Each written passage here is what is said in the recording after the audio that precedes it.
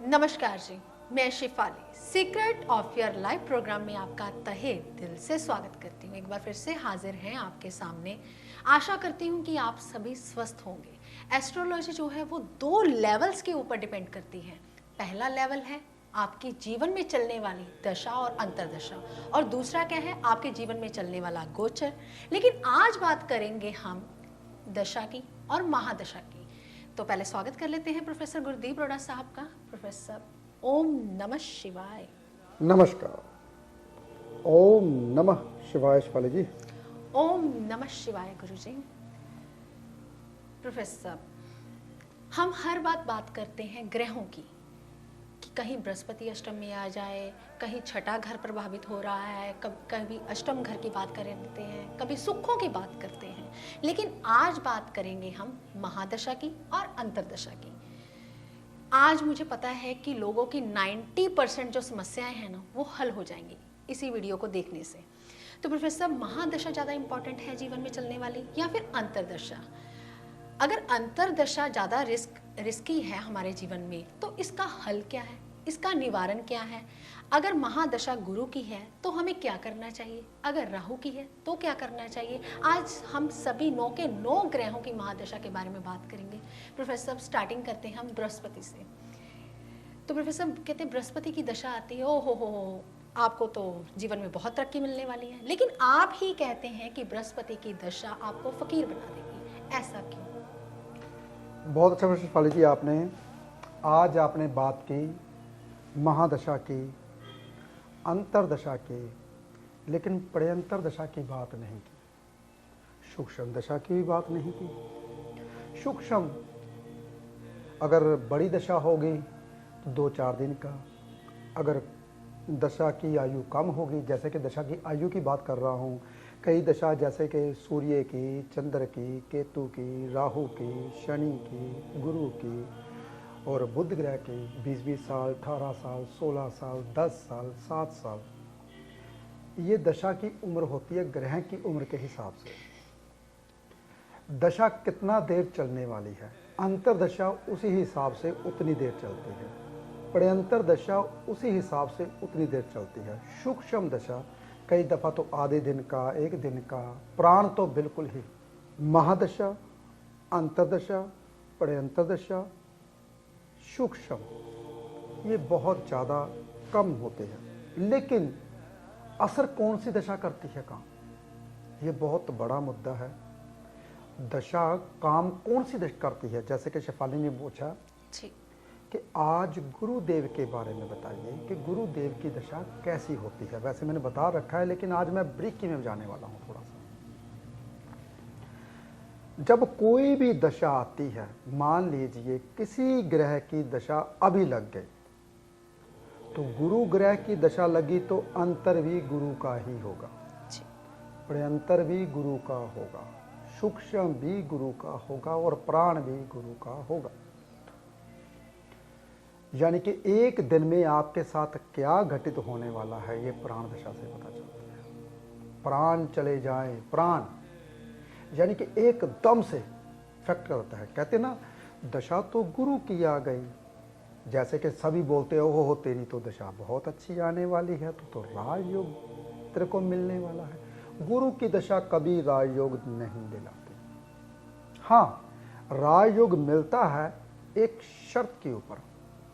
जो भी दशा आती है वो आपको सिखाने के लिए आती है कि आपके साथ क्या घटित होने वाला है, आपने अपने जीवन को कैसे चेंज करना है। ज्योतिष कोई शक्ति वाला बाबा नहीं है कि आपको शक्ति मार दी हो जाएगा काम, ऐसा कुछ नहीं है। ज्योतिष एक साइंस है, और साइंस इतनी गहरी, जितने साइंटिस्ट खुर्दबीन से अपने अपने आयान बनाते हैं, जहाज बनाते हैं, बड़े बड़े ग्रहों के ऊपर भेजते हैं, वहाँ की तस्वीरें लेकर आओ, यहाँ पे ये चल रहा है, यहाँ पे ये चल रहा है।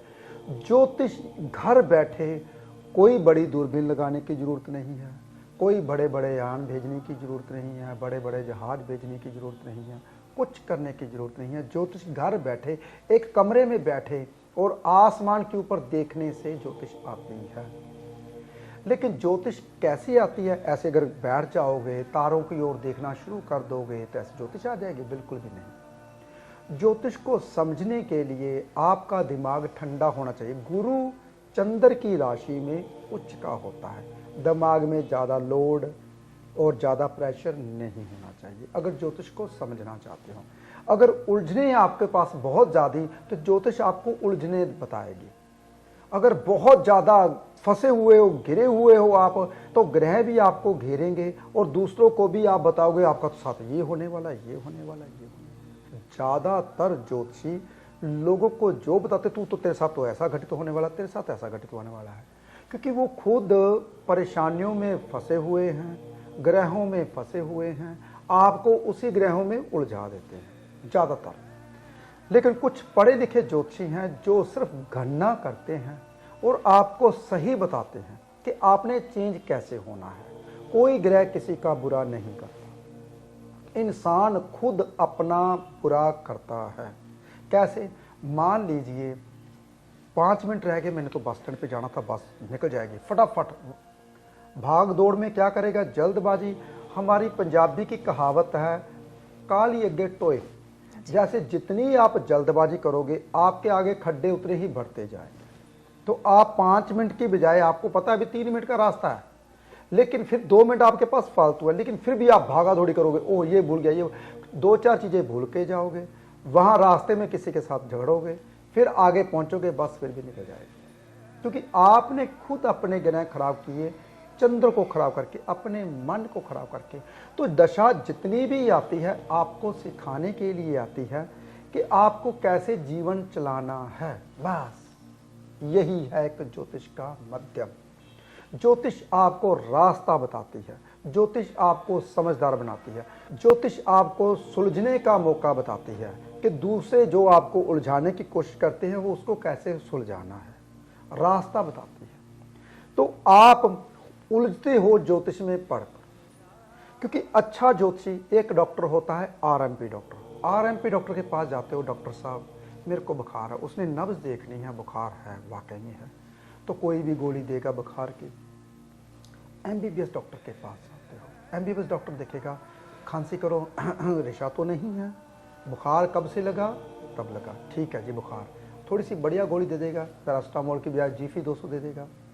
फिर बुखार नहीं उतरा 2-3 दिन, फिर आप जाते हो एमडी डॉक्टर के पास। एमडी डॉक्टर आपसे पूछूगा कहानी, क्या हुआ था, कैसे हुआ था, फिर रेशा देखेगा। वो बुखार की मेडिसिन नहीं देगा, वो रेशे की मेडिसिन देगा। अंदर जो है, जिसके कारण वायरल है, जो आपके भीतर आया हुआ है, उसकी मेडिसिन देगा, ताकि आपका वायरल चला जाए और बुखार अपने आप ही दूर हो जाएगा। देखिए, पढ़े लिखे ज्योतिषी में और पढ़े लिखे डॉक्टर में इतना ही फर्क होता है। तो आपने क्या करना है? आप जाते हो कहाँ, किसके पास? जो हवन यज्ञ करते हैं हमारे ब्राह्मण पंडित, उनके पास जाते हो। तो ज्योतिष पढ़ाई का विषय है, ये बहुत गहरी विद्या है। जैसे कि जो मैं बात बोलने वाला हूँ आपने जिंदगी में कभी सुनी ही नहीं होगी, क्योंकि किसी को पता होगा तो बताएगा। हाँ, जो ज्योतिषी को पता है, जो बहुत पढ़े लिखे हैं, उनके पास समय नहीं है एपिसोड करने का, जैसे कि मेरे पास भी समय नहीं है एपिसोड करने का। लेकिन क्या कि मेरे पास समय ही नहीं होता, आज मैंने छुट्टी ली है आपके लिए एपिसोड 2-3 इकट्ठे करूंगा। मैंने सोचा कि आज मैंने कोई क्लाइंट नहीं देखना, फिर इसके बाद 2 दिन मैं बाहर चला जाऊंगा, लेकिन मैं आपके लिए 2 एपिसोड या 3 एपिसोड करके ही जाऊंगा। क्योंकि हमारे पास जो पढ़ा लिखा बंदा है उसके पास कभी समय नहीं होता लोगों से मिलने का, समझने का। जितने मिलता है बहुत कम मिलता है। क्यों? क्योंकि उन्होंने सही बताना कि रेशा है, वायरल है। हमारे पास जब लोग आते हैं, लोग नहीं, मैं अपना परिवार बोलूँगा, कहते हो बीमारी है, तो मैं पूछता हूँ बीमारी कौन सी है? ये बीमारी मुझे पता है, ये खाने पीने से हुई है, ये आपने गलत खाना खाया, फिर आपने सही टाइम पे खाना नहीं खाया, फिर आपने अपने लिए समय नहीं निकाला। तो हम क्या करते, फिर मैं उनका पहले तो आने जाने का रास्ता बदलता हूँ। ग्रहों को कैसे शांत करना होता है। देखिए, वायरल आपके भीतर आया राहु की वजह से या मंगल की वजह से, ग्रह दशा आपकी खराब आई, उसी ग्रह दशा ने आपको और खराब करना है, वहां लेकर जाना है। तो गुरु की महादशा आई, जैसे कि शेफाली जी ने बोला, गुरु की महादशा क्या करती है? महादशा 16 साल चलती है गुरु की, पहले ये समझिए। अंतरदशा फिर कम से कम 1.5 साल चलेगी, 2 साल। फिर पर्यंतर दशा कम से कम 1 महीना 2 महीने चलेगी। फिर सूक्ष्म दशा, फिर प्राण दशा। सूक्ष्म दशा कितना चिर चलती है? 3-4 दिन, 1 हफ्ता। तो पहले, सबसे ज्यादा पहले कौन असर करेगा? जैसे कि मान लीजिए आज मैं बहुत बारीकी में दशा के बारे में समझाने वाला हूं। मान लीजिए आपका जो मित्र है, मेरी और शेफाली जी का झगड़ा हो गया। बहुत ध्यान से सुनिए, आज मैं साइंटिफिक रीजन से समझा रहा हूं। मैं अपनी बात को हमेशा साइंटिफिक रीजन से समझाता हूं। शेफाली जी का और मेरा झगड़ा हो गया। शेफाली जी का जो मित्र है वो यहाँ का प्रधानमंत्री है, हमारे हिंदुस्तान का। मेरा मित्र है सिपाही, जो कि थाने में इधर उधर या फिर वो लिखता है, मेरा मित्र। और शेफाली जी के मित्र, शेफाली ने बोला यार इसका साथ झगड़ा है, इसने मेरे साथ ऐसा किया है तो उसको दंड मिलना चाहिए। तो इन्होंने प्रधानमंत्री को सिफारिश लाई। प्रधानमंत्री ने क्या किया? उन्होंने सीधा एमसी को, यानी कि यहाँ के सीएम को, फिर सीएम ने यहाँ के एसएसपी को, एसएसपी ने इंस्पेक्टर को, इंस्पेक्टर ने लगाई थानेदार की ड्यूटी, जाओ पकड़ के लेके आओ। बहुत ध्यान से सुनिए। तो मेरा जो था मित्र वो सिपाही था। सिपाही कहता है गुरदीप जी आपके ऊपर कंप्लेंट है, वो ऊपर से बहुत ज़्यादा ही आपके ऊपर हैवी आई है, आप इस वक्त ना मिलिए तो अच्छी बात नहीं है, क्योंकि इस वक्त आप घर पे मिले तो वो आपके लिए ख़राब होगा। तो आप इसका हल ढूंढिए, कहीं पर 2 दिन के लिए चले जाइए। तो काम किसने किया? महादशा प्रधानमंत्री, अंतरदशा सीएम, पर्यंतर दशा यानी कि एसएसपी, और प्राण दशा नहीं, सूक्ष्म दशा कौन सी आ गई? हेड यानी कि एसएचओ। तो प्राण दशा सिपाही जो होता है, काम तो प्राण ने कर दिया।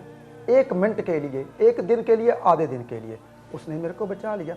यानी कि महादशा काम नहीं कर पाई, महादशा ने कमान दे दी, अंतरदशा ने भी कमान दे दी, पर्यंतर दशा ने कमान। 1 दिन के लिए पास हुआ, साइड पे हुआ, वो काम कर गई कौन सी? प्राण दशा। इसलिए बहुत ध्यान से सुनना है। प्राण दशा सबसे पहले काम करती है, पर्यंतर दशा बाद में काम करती है, अंतरदशा उसके बाद में, महादशा तो चलती है। तो महादशा सिखाती है 16 साल के लिए आपके साथ क्या होना है। 16 साल के लिए गुरु की महादशा आई तो क्या आपको ज्ञान मिलने वाला है। देखिए ज्ञान कैसे मिलता है? क्या पैसों से ज्ञान मिलता है? कभी भी। इसलिए पैसा नहीं आता, पैसों से इंसान बिगड़ जाता है। गुरु की महादशाही कहती है तुम्हारे साथ जो इंसान जुड़े हुए थे, पहले वो बुरे लोग जो जुड़े हुए थे आपके पैसे के साथ, वो अलग हो जाएंगे। जब वो अलग हो जाएंगे, सर्कल आपका कम हो जाएगा, पैसे आने जाने कम हो जाएंगे। तो गुरु अकेला करता है, कहता देख दुख में तेरे साथ कोई नहीं खड़ा, तेरे को सिखाने के लिए। फिर तू धार्मिक यात्रा करता है, फिर तो अलग अलग जगह पे जाता है, ज्ञान आता है, किताबें पढ़ता है, सीखता है, ज्योतिष की किताबें पढ़ता है। इंसान गुरु की महादशा में ज्योतिष की किताबें पढ़ता है, ज्ञान की किताबें, कि मेरे पास और भी ज़्यादा ज्ञान आ जाए। जब ज्ञान आ जाता है, पहले 8 साल गुरु की महादशा तसीहे देती है, अलग अलग करती है, भूचाल लाती है जिंदगी में। अगले 8 साल जो आपसे छीना होता है वो धीरे धीरे देना शुरू करती है। ज्ञान, जब तक ज्ञान नहीं आता, जब तक ज्ञान नहीं आएगा तो जो है आपके पास वो भी छीन लेती है। आपको ज्ञान जितनी जल्दी लेना चाहिए। यानी कि गुरु कहता है मेरे जैसे हो जाओ, सत्य बोलो, हर इंसान की कदर करो, हर इंसान के भीतर ब्रह्मा है, यानी कि ब्रह्म का अंश है हर इंसान में। तो आप इंसान की कदर करो, पहचानो कौन सा इंसान सही है, कौन सा गलत है। जिसके साथ आपने गलत किया, जिसके साथ आपने गलत सोचा, सोच गलत की, तो आपका गुरु ग्रह खराब हो गया। तो देखिए ये बहुत लंबी स्टडी है। ऐसे ही इंसान, हर कोई इंसान ज्योतिषी बन जाता है। तो ज्योतिषी कैसे? सच बताऊं, मेरे को 20-25 साल हो गए, ज़्यादा मेरे ख्याल से 91 की बात है। 91 से लेकर 2023 आ चुका है। कितने साल हो चुके हैं? 30 साल हो चुके हैं तकरीबन। पहले हाथ, फिर कभी कुछ।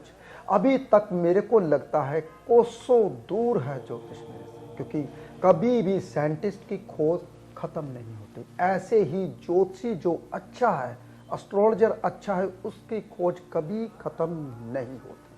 वो दिन बे दिन सोचता रहता है, दिन बे दिन नई खोज करता है, दिन बे दिन नई खोज करता है, पूर्ण कभी नहीं हो पाता। तो ज्योतिषी, जैसे कि शेफाली जी ने पूछा, गुरु की महादशा कैसी होती है हर इंसान के ऊपर। मार्केश, जैसे कि गुरु मार्केश आ जाए, जैसे कि केंद्र का मालिक मार्केश किस किस राशि में आएगा? मार्केश तो आएगा मिथुन लगन में या कन्या लगन में मार्केश होगा। लेकिन अकारक आ जाए, बाधक आ जाए और 6, 8, 12 के ग्रह आ जाए गुरु, तो गुरु बहुत ज़्यादा तसीहे देने वाला होता है। गुरु ग्रह कभी आपको माफ़ नहीं करेगा, पहले अपने जैसा बनाएगा। पहले से ही देव लगन लेकर बैठे हो, 1 नंबर देव लगन होता है, 4 नंबर देव लगन होता है, 5 नंबर देव लगन होता है, 8 नंबर देव लगन होता है, 9 नंबर देव लगन होता है।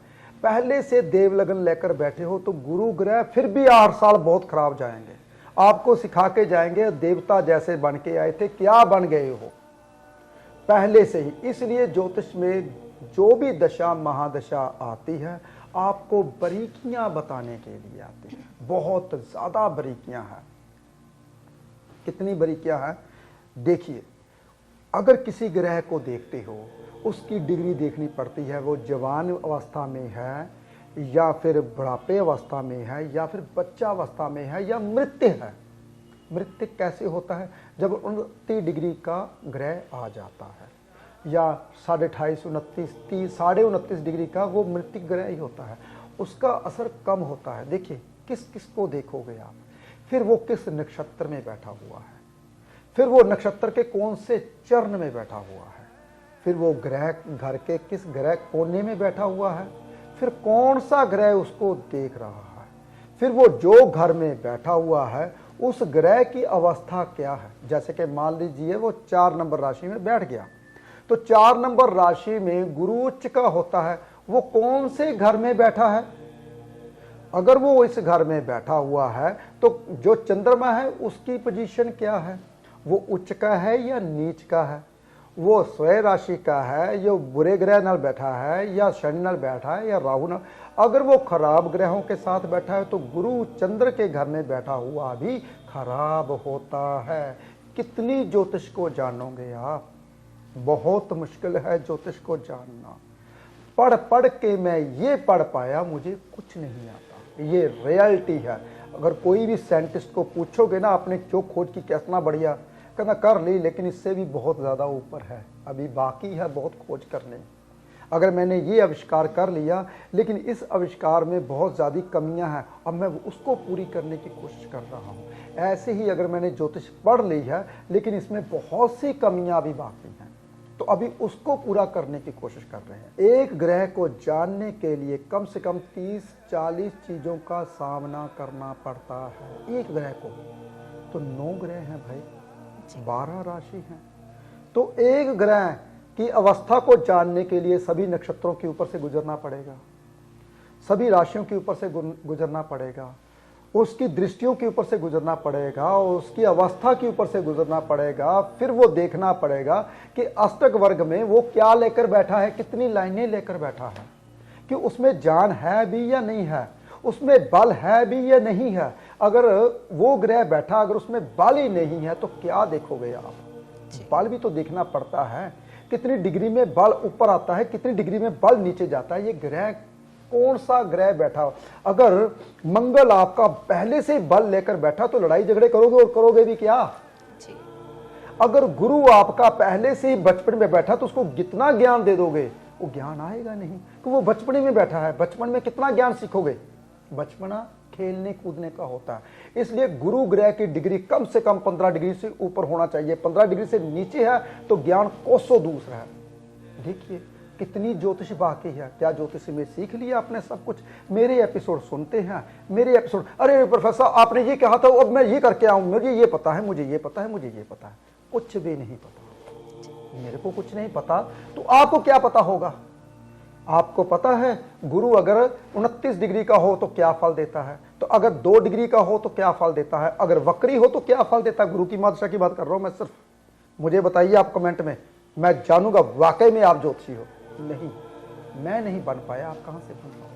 जी प्रोफेसर, आज मेरा जो थीम था कि मैंने सोचा था कि हम 9 के 9 ग्रहों के बारे में बोलेंगे, 9 की 9 महादशाओं के बारे में बोलेंगे, लेकिन मुझे लगता है कि बृहस्पति के ऊपर ही पूरा एपिसोड निकल जाएगा। लेकिन प्रोफेसर मैं माफ़ी चाहती हूँ क्योंकि हमने शॉर्ट में 9 के 9 महादशाओं के बारे में बात करनी है। तो प्रोफेसर जैसे कि अब हमने बृहस्पति की बात की, लेकिन बृहस्पति की शुभता को कैसे बढ़ाया जाए?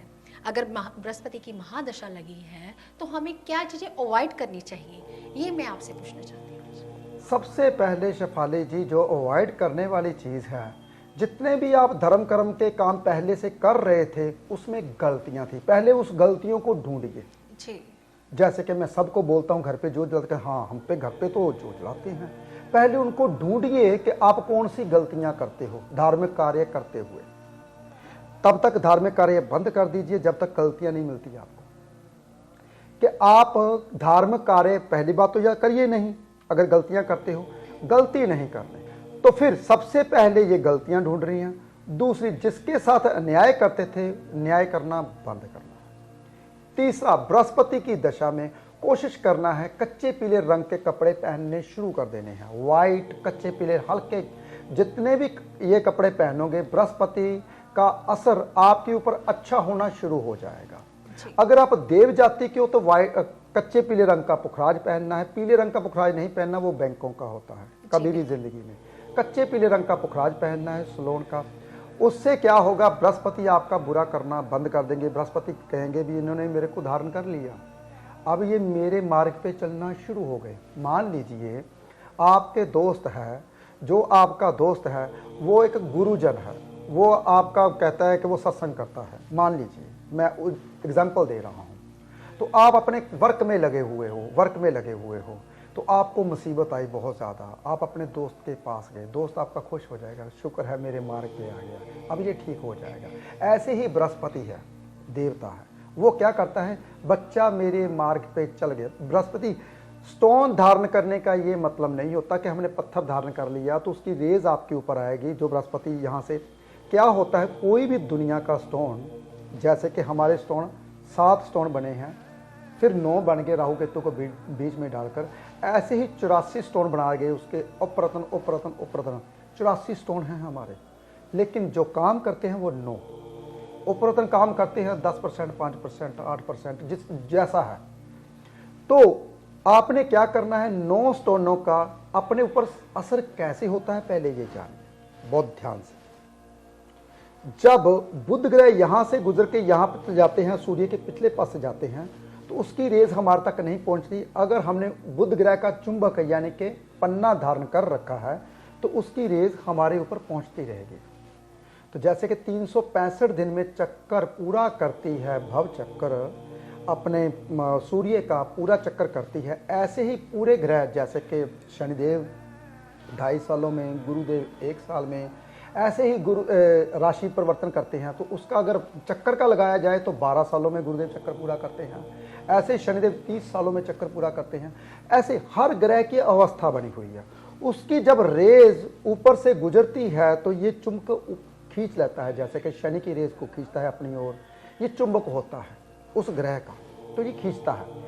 लेकिन जब आपने इसको पहन लिया, वो अवस्था आपके भीतर आनी शुरू हो जाती है। जैसे कि पुखराज पहने तो अवस्था आनी शुरू हो गई, आपको ज्ञान मिलना शुरू हो जाता है, आपके लिए सही क्या है और गलत क्या है, जो जो कार्य किए आपने सही किए या गलत किए।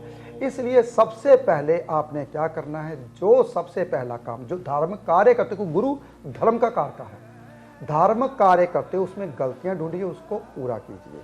किसी के साथ बुरा नहीं करना। पहनने का तरीका यानी कि हल्के कपड़े पहनने, और सबसे बड़ी चीज सूर्य उदय से पहले उठना शुरू कर देना है।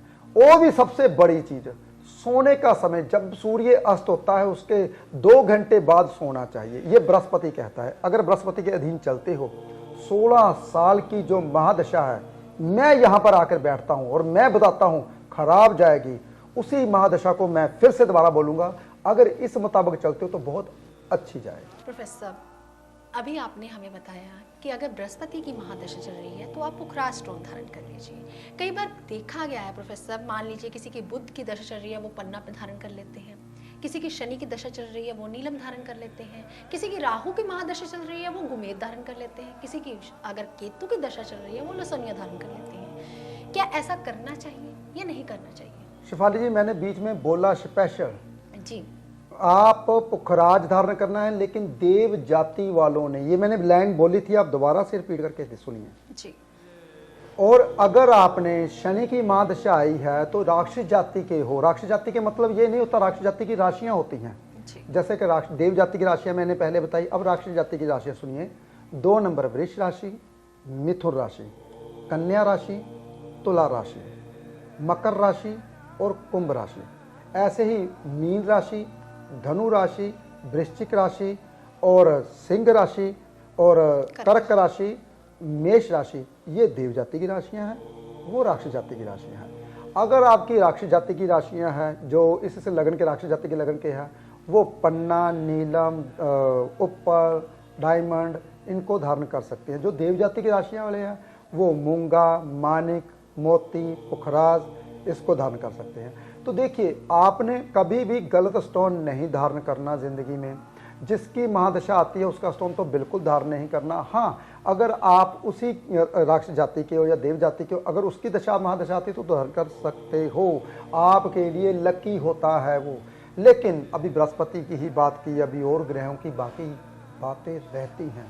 हमारा एपिसोड बहुत लंबा हो जाता है, बातें आपको इतनी ज़्यादा बताने को दिल करता है, जो मेरे भीतर है वो सब कुछ बताने की कोशिश करता हूँ। जैसे कि मैंने आज आपको बताया कि दशा महादशा आपको क्या सिखाने आती है। जैसे कि आप गलत काम करते हो तो बृहस्पति की महादशा आई, सभी गलत काम आपके छुड़ा देगी। जितने भी आपके जो दोस्त मित्र आपके साथ जुड़े हुए हैं, खाने पीने वाले, सब छूट जाएंगे। आपके पास पैसा कम हो जाएगा जो गलत तरीके से आपने कमाया था बृहस्पति की दशा में। तो कहते हैं ऐसे, मैंने सबको बोलता हूँ भाई, बृहस्पति की दशा आने वाली है भाई, खराब आने वाली है।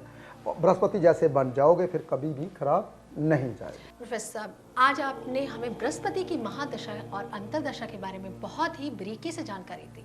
लेकिन अभी महादशाएं और भी रहती हैं, अभी 8 ग्रह रहते हैं। जैसे कि अगर गुरु की महादशा चल रही है तो उसके बाद कौन सी महादशा आएगी? शनि की आएगी।